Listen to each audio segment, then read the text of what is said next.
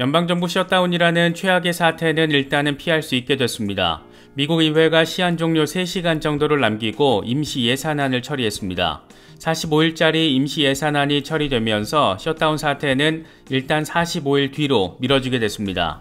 물론 45일 뒤, 그러니까 11월 중순에 2024 회계년도 예산안이 처리되지 않을 경우 셧다운 위기는 다시 현실화될 가능성도 존재합니다. 이번 임시 예산안은 말 그대로 45일짜리 땜빵을 메꾼 미봉책인 겁니다. 이번 임시 예산안은 45일 동안 정부 지출은 지금 수준으로 유지하되 공화당이 반대하고 있는 우크라이나 지원 예산은 반영하지 않았습니다. 대신 바이든 대통령이 요구한 재난지원 예산 160억 달러, 우리 돈으로 22조 원은 포함시켰습니다. 나름 접점을 찾아서 급한 불을 끄긴 껐는데 이에 따라서 새로운 한 주가 시작되면 증시 역시 나름의 안도감을 확인해 주지 않을까 기대감을 갖게 만드는 부분도 자리하고 있습니다. 일단 10월 1일부터 대기하고 있던 대형 악재는 이렇게 일시적으로 해소가 되긴 했습니다. 이에 따라서 10월이라는 계절적인 특성에 대한 기대감이 특히 암호화폐 시장에서 피어오르고 있는데 9월이 통상 암호화폐 약세 시즌으로 분류되는 반면 10월은 전통적인 반등장으로 분류되기 때문입니다. 특히 시장의 대장인 비트코인, 이더리움, 리플 각각 나름의 호재성 이슈들을 품고 있다는 점에서 기대감을 더하고 있습니다. 먼저 10월 첫 주에 가장 큰 주목도를 받게 될 존재는 단연 이더리움입니다. 지금 현재 주류 마켓 최대 관심 포인트는 이더리움 선물 ETF 출시 이슈이기 때문입니다. 이와 관련해서 블룸버그의 ETF 전문 애널리스트 에릭 발추나스는 현지 시간으로 10월 2일 오전 9시 반에 시작되는 이더리움 선물 ETF 경주에 참가할 9개의 펀드가 준비됐다. 이렇게 많은 ETF가 같은 날 출시되는 것은 전례 없는 일이다. 현물 ETF에 대한 실험이자 좋은 선례가 될 것이다. 이렇게 말했습니다. 투자자로서 관심사는 과연 이더리움 선물 ETF가 동시다발적으로 시장에 출시가 이루어졌을 때 과거 비트코인 선물 ETF가 처음 출시됐을 때처럼 어마어마한 시세 반등이 나와줄 수 있을지 여부입니다. 결론부터 정리를 하자라면 그럴 가능성은 그렇게 높지 않다라고 지금 단계에서 지금 상황에서 바라보는 게 적합하지 않을까 생각됩니다. 비트코인의 지난 전고점 69,000달러는 비트코인 선물 ETF 출시라는 호재가 극적인 재료 역할을 해줬습니다. 이때 첫 데뷔했던 게 프로쉐어스의 비트코인 선물 ETF였는데 사흘 만에 펀드 규모가 10억 달러 수준, 이건 ETF 역사에서 최단기간 10억 달러라는 나름의 기록이기도 합니다. 그렇게 비트코인 전고 돌파까지 이뤄내게 만들었는데 과연 이번 이더리움 선물 ETF도 그런 어마어마한 반등을 이뤄낼 것인가? 이건 직접 비교가 조금 어려운 부분이 자리합니다. 지금은 재정 확장기가 아니라 아주 빡센 통화 긴축기에 해당하기 때문인데 다시 말해서 시장에 돈이 왕왕 풀리던 그때와는 정반대로 돈줄이 아주 그냥 씨가 말라 있는 그런 상황이기 때문입니다. 이번에 이더리움 선물 ETF의 첫 주인공이 된 바네크의 경우에는 물론 아주 긍정적인 가격 전망을 제시해 놓은 상태입니다. 이건 지난 5월에 바네크가 공개한 이더리움 가격 전망 리포트인데 바네크는 2030년까지 이더리움이 11,800달러로 상승할 가능성이 있는 것으로 바라보고 있습니다. 또 한 가지는 비트코인 현물 ETF 이슈입니다. 이건 사실 SEC의 뜸들이기가 본격화됐다는 게 최근 잇따라서 확인이 됐기 때문에 10월에 특정 비트코인 현물 ETF 몇 개가 승인될 것이다, 승인될 수 있다 이렇게 단순히 기대하긴 어려운 모습입니다. SEC는 블랙록과 발키리, 비트와이즈가 신청한 비트코인 현물 ETF 승인을 연기시킨 데 이어서 이번에 바네크의 비트코인 현물 ETF 승인도 연기했습니다. 이에 따라서 당초 세컨 데드라인이 10월 중순이었던 현물 ETF들에 대한 데드라인이 모두 1월 중순으로 연기가 됐습니다. 1월 중순에도 만약 연기가 될 경우 파이널 데드라인은 3월 중순입니다. 만약 파이널 데드라인인 3월 중순에 비트코인 현물 ETF가 일괄적으로 출시 승인된다라면 이건 암호화폐 시장 전반에 있어서 말 그대로 대박 이벤트가 될 수밖에 없습니다. 4월에 비트코인 반감기가 예정돼 있기 때문입니다. 물론 미국 SEC가 어떤 정치적인 의도를 갖고 이번 승인 신청 자체를 거부할 수도 있겠지만 이더리움 선물 ETF까지 승인이 된 마당에 마냥 연기나 거부만으로 대응하기는 어렵지 않을까 생각됩니다. 특히 이런 분위기는 SEC 위원장 쭈꾸미 대가리의 최근 멘트를 통해서도 느낄 수가 있었는데, 이 양반은 지난주 하원 금융서비스위원회 청문회에서 법원이 비트코인 현물 ETF 승인을 거부한 SEC의 근거를 기각했는데, 앞으로 비트코인 현물 ETF를 승인할 계획이 있는가라는 질문을 받았고, 우린 항소법원의 결정을 기다리고 있다. 다른 위원들보다 앞서 나가기를 원하지 않는다. 이렇게 답했습니다.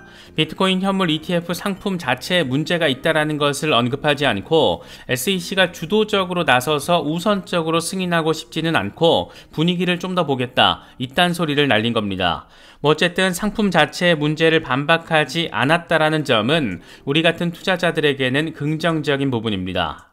이날 청문회에서 꽤 재미있는 질문도 등장했었는데, 리치 토레스 뉴욕주 하원 의원은 포켓몬 카드를 구매하는 것도 증권법 적용을 받아야 하는가, 토큰화된 포켓몬 카드를 블록체인 기반 거래소에서 거래를 해도 증권에 해당하는가, 이렇게 질문을 했고, 이에 대해서 갠슬러는 증권성 판단엔 더 많은 정보가 필요하다, 이렇게 답을 하면서 즉답을 피했습니다. 이게 재밌는 것은 포켓몬 카드 구매자들은 콘텐츠를 지속적으로 생산하는 게임사의 노력에 따른 수익을 기대하면서 카드를 사고 있기 때문인데, 이런 논리를 갠슬러의 주장에 맞추자면 증권법 적용을 받아야 합니다. 지금 현행 SEC의 주장대로라면 포켓몬 카드 구매자들은 기업의 수익을 기대하고 추후 포켓몬 카드 가격이 더 오를 거라는 기대를 갖고 있었고, 그렇게 투자 계약을 맺은 것에 해당하기 때문입니다. 어쨌든 다시 비트코인 현물 ETF 이슈로 돌아와서 이야기를 하자라면, 이런 시나리오에 대해서도 생각이 가능합니다. 만약 SEC가 내년 3월 파이널 데드라인에 최종 승인 거부를 결정하는 상황입니다. 이게 가능성이 아예 없는 건 아닌데, 이럴 경우 두 가지 시나리오를 생각해 볼 수가 있습니다. 첫 번째는 그레이스케일과 마찬가지로 블랙록 등이 SEC를 상대로 소송을 내는 건데, 이렇게 되면 법원은 그레이스케일 때 그랬던 것처럼 미국 SEC가 재심사를 하게끔 만들어버릴 수가 있습니다. 이건 사실 시간과 에너지 낭비가 불필요하게 벌어지는 상황으로도 바라볼 수가 있습니다. 또 하나는 내년 11월 미국 대선 이슈입니다. 공화당이 만약 승기를 주게 되면 SEC 위원장 교체는 1000% 확률로 당연한 것이 됩니다. 이와 관련해서 SEC의 인터넷 집행국장 출신 존 리드 스타크가 재미있는 전망을 제시했었는데, 내년 대선에서 공화당이 승리를 하면 비트코인 현물 ETF 출시를 승인할 가능성이 높다. 트럼프는 암호화폐 회의론자로 유명하지만 강력하고 열정적인 암호화폐 보유자 유권자층을 확보하기 위해서 입장을 크게 선회할 수도 있다, 이렇게 평가했습니다.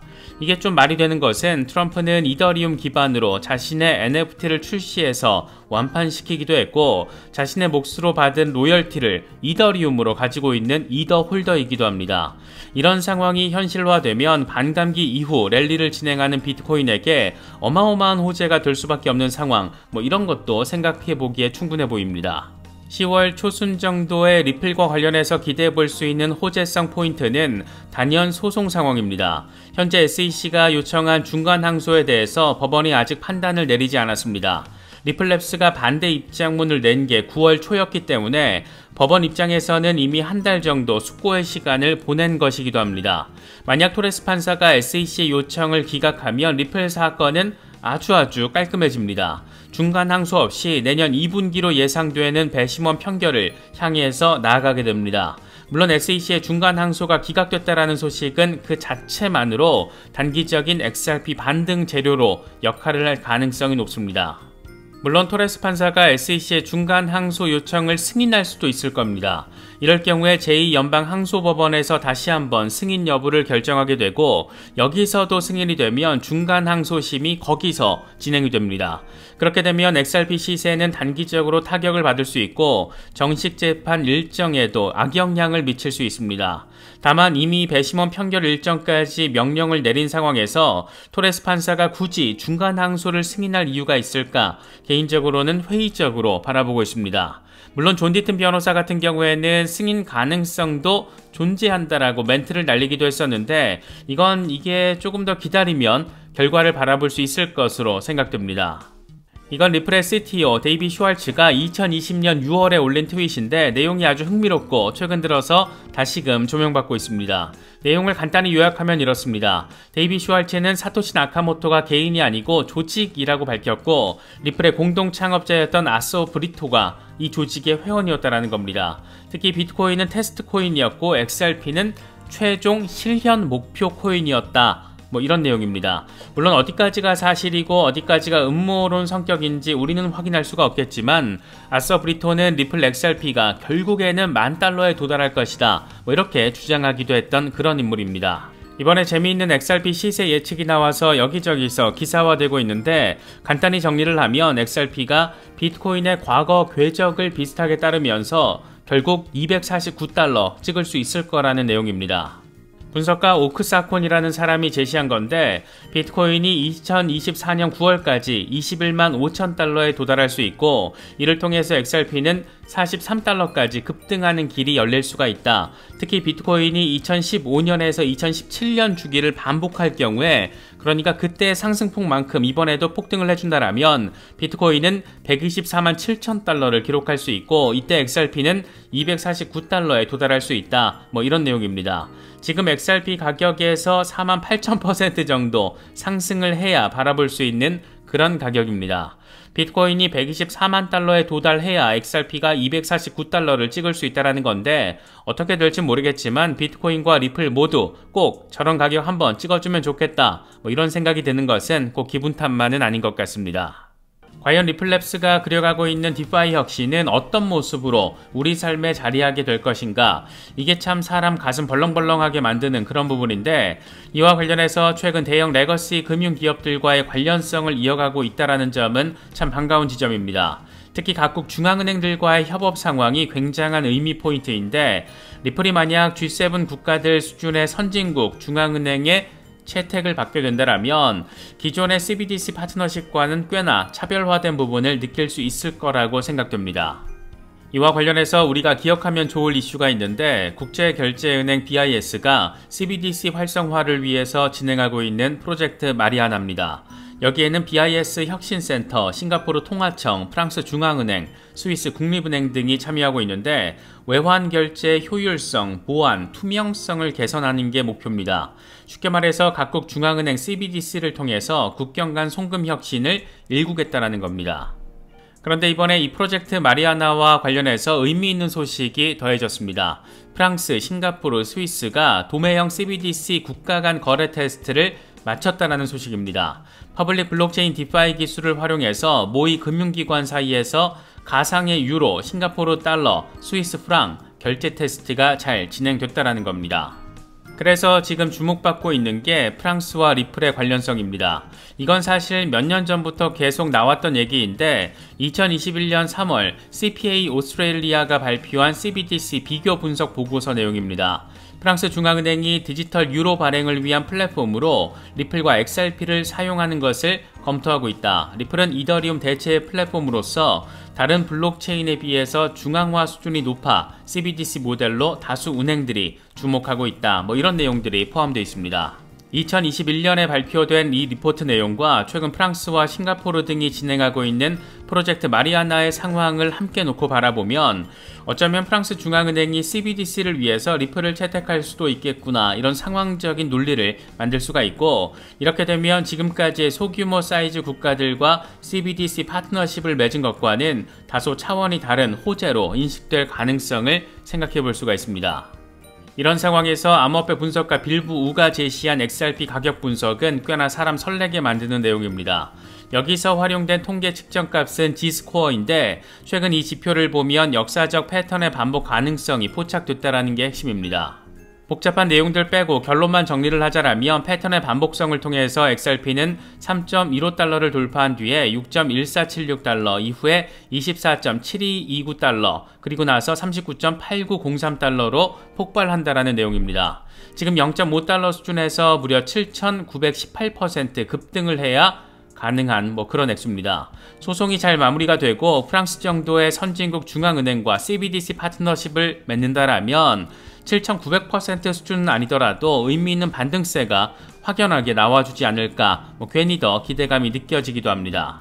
XRP 맥시멀리스트 다크 디펜더의 분석은 조금 더 전폭적입니다. 차트는 뉴스보다 더 많은 걸 우리에게 이야기해준다. XRP는 3달러 위 올타임 하이 존에서 그리 길게 머무르지 않을 것이다. 이렇게 설명을 하면서 0.2달러에서 0.5달러까지가 축적 구간, 이후에 3.5달러 부근이 올타임 하이 구간, 그리고 나서 메인 타겟 구간으로 205달러 부근을 표시해놨습니다. 뭔가 꼭 벌어질 것만 같은 느낌이 드는 것도 역시나 꼭 기분 탓만은 아닌 것 같습니다. 이 같은 와중에 암호화폐 전반의 혁신적 사례의 현실적 적용과 관련된 소식도 더해졌습니다. 글로벌 금융기업 HSBC가 FCF 페이를 통해서 암호화폐를 활용해 모기지 대출금을 결제할 수 있게끔 한 겁니다. 해당 토큰들의 면면도 화려한데 비트코인, 이더리움, 리플 등 메이저를 비롯해서 도치코인, 시바이누 등 출생이 밈코인인 코인들도 포함되어 있습니다. 밈코인들에게 페이먼트 기능의 유틸리티가 더해지는 상황도 재미있고, 이게 또 하필 부동산 모기지 대출금 결제를 크립토커런시 기반으로 구현한다는 게 개인적으로는 더 재미있는 포인트로 생각됩니다. 아시는 분들은 아시겠지만 HSBC 은행은 스탠다드 차타드 은행, 또 중국 은행과 함께 홍콩 달러를 발권하는 곳입니다. 홍콩 통화청은 지금 홍콩 디지털 달러 CBDC와 관련한 프로젝트를 진행하고 있는데, 단순히 CBDC를 발행하는 수준이 아니라 기존 자산을 NFT화 시켜서 토큰화하는 작업에 대해서 리서치를 빡세게 진행하고 있습니다. 특히 부동산 NFT와 관련된 부분을 리플과 함께 진행하고 있는데, 부동산 자산을 토큰화시키고 이 과정에서 벌어지는 결제를 CBDC로 진행을 하고 부동산 대출금도 CBDC로 주고받게 만드는 나름의 의미 있는 수준의 혁신 구현 시도를 지금 진행하고 있습니다. 그런데 홍콩 달러를 발권하는 HSBC가 부동산 모기지 대출 결제를 기존 코인으로 가능하게끔 구현한 상황, 이건 홍콩 통화청이 추구하고 있는 미래적 혁신과 어느 단계에서는 교집합을 만들 것이라는 점에서 더 기대감을 갖게 만드는 부분입니다. 특히 HSBC는 기존에도 XRP에 대해서 우호적인 평가를 했던 곳인데, 이 문서는 HSBC가 발행했던 거고, 제목은 자본시장에서의 분산 원장 기술, 부제목은 증권 서비스의 미래 트렌드, 게임 체인저 이렇게 달려 있습니다. 그런데 이 게임 체인저 이걸 설명하면서 예시로 들고 있는 게 XRP입니다.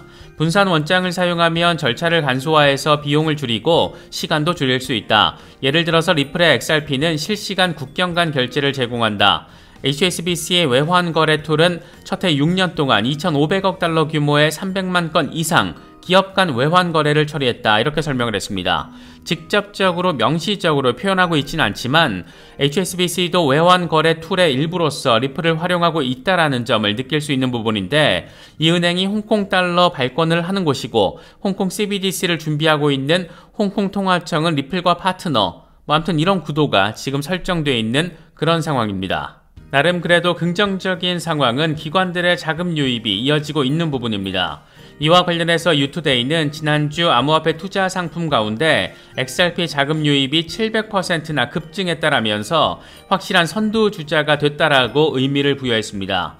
코인쉐어스의 XRP ETP 상품에 지난 한 주 동안 70만 달러가 쏟아지면서 7배 증가한 상황을 확인했다라는 게 핵심입니다. 70만 달러라는 숫자 그 자체가 그렇게 엄청 어마무시하게 크다라고 할 수는 없겠지만, 요즘같이 가격 흐름이 모호한 상황에서 기관들이 슬슬 스멀스멀 움직인다라는 것으로 해석할 수 있는 부분이 자리하고 있고, 특히 최근 들어서 이어지고 있는 XRP에 대한 금융기관들의 채택 상황, 이런 것과도 연결지어서 해석할 수가 있습니다.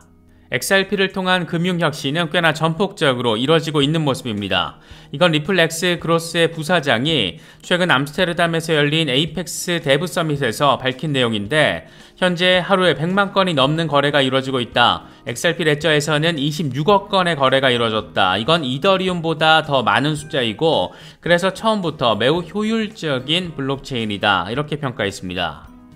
실제로 XRP 레저에서의 거래 건수는 3월 19일 연간 최고치 235만 건 이상을 기록했고, 지난 8월 대규모 조정에도 불구하고 거래 건수는 100만 건 이상을 유지했습니다. 반면 비트코인의 1일 평균 거래 건수는 40만 건이라고 하는데, 이걸 비율로 따지면 XRP의 거래가 150% 이상이 됩니다.